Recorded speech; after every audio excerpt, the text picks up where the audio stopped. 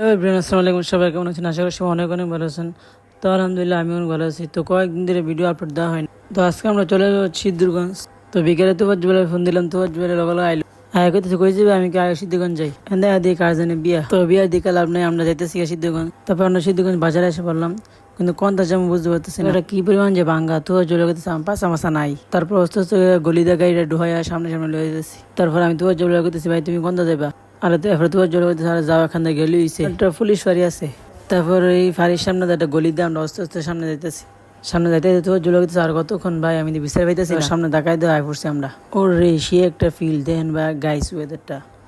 মাঠে গিয়ে দেখতেছি নেইমার আর মেসি ফুটবল খেলতেছে। এর লেগে আমরা মাঠের এক সাইডে যেতেছি বটগাছের সামনে। বিকালবেলা যা দিয়ে অনেক মানুষ অনেক খান্তে ঘুরতে আইছে। তারপর আস্তে আস্তে আমরা বটগাছের সামনে এসে বললাম, আমি তো জলে গেতেছি ভাই, হোন্ডা চালাতে সমস্যা হচ্ছে, গাতা গতি মাঠ নেমেছে। তো জলে গাইতে সমস্যা না, উইরা উইরা যাওয়া। আর আমি কইতেছি ভাই মোটর সাইকেল দিয়ে উইরা যাওয়া যায় নাকি? ওটা ইচ্ছা করলে ভাড়া যায়, ফেরা জোরে একটা টান দেয় ফেললাম বটগাছের কাছে। তো সবাই আমি পেজে ফলো করে দিবেন। আল্লাহ হাফেজ।